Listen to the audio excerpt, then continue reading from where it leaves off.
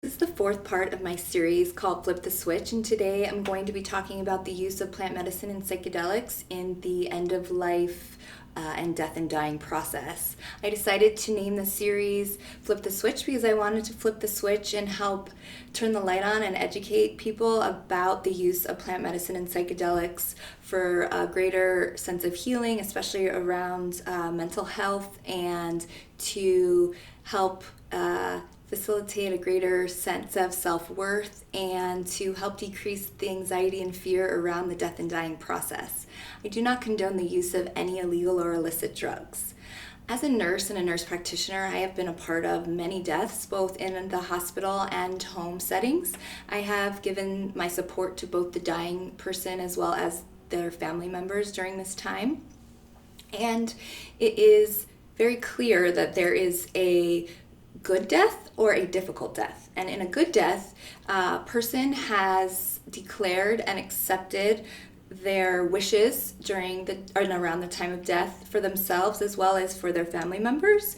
And they also have had conversations around this topic, and that brings forth a greater sense of closure and acceptance and an ease in letting go, especially in the last few days during their dying process.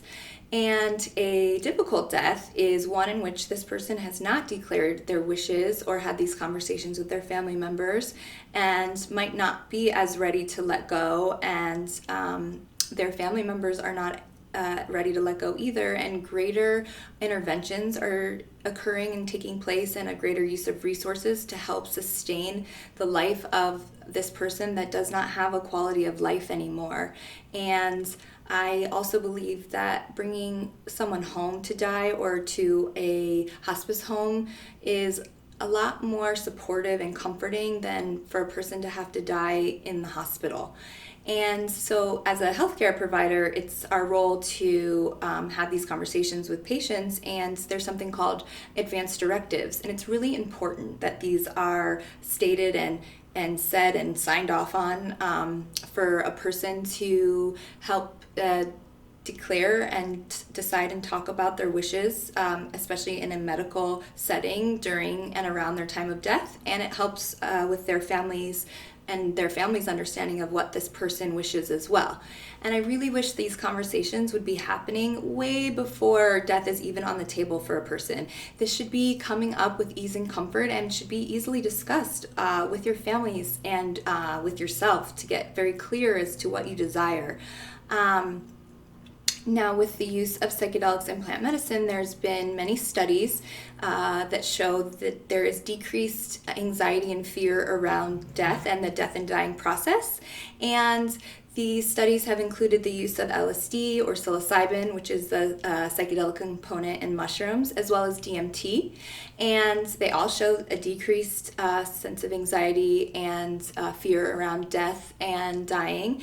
They have had these studies with people that have had terminal illnesses and had to look at their death approaching sooner than they might have thought was coming. And besides decreasing the anxiety and fear around the death and dying process, the use of psychedelics and plant medicine helps this greater sense of oneness. It increases a sense of self-worth. It helps to bring about and show meaning to this lifetime.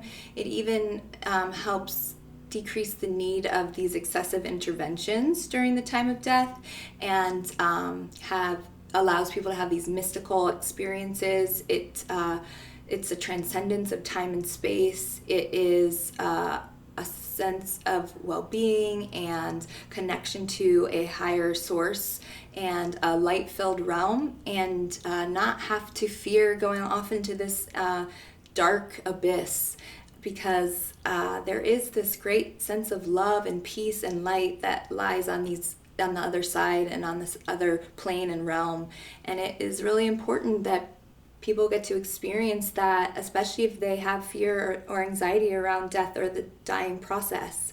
And when they do have this sense of peace, it is a little easier in the letting go process when their soul is transitioning and getting ready to leave the body, and it can just make for a flow and a more peaceful, light-filled, beautiful experience, because death is just as beautiful as a birth. And it is my calling and great desire and passion to help educate hospice workers and caregivers, once legal, to use psychedelics and plant medicine, and to help facilitate that in the process in the last few weeks of one's life, to help support during this journey so that a greater sense of clarity and closure is developed, and more conversation can transpire between the loved one and their families, and have that sense of peace around the dying process. I also hope to, once legal, of course, develop hospice homes that are a supportive and comforting, love-filled, healing environment for the dying and their family members, in which the use of psychedelics, again, once legal, are able to be used and facilitated to help bring about this greater sense of oneness and peace around the death and dying process.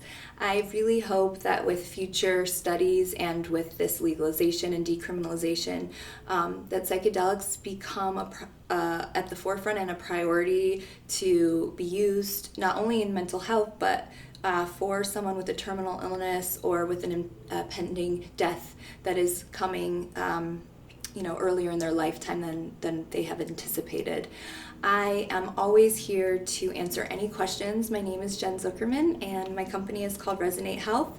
I am a certified death doula, as well as a nurse and nurse practitioner, and I'm here to support the dying and their family members.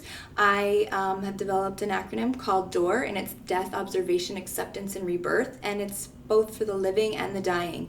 In the living, it's to help shed old belief systems and old consciousness, and be in touch and connected to your own inner voice and what gifts you have to share with this world.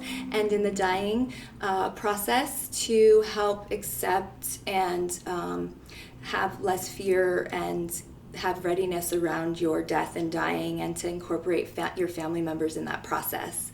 I really enjoyed sharing this video, and I look forward to sharing more in the future, and I am here for any questions, and I'm here to be support and assist you in any way that I can. Thank you so much.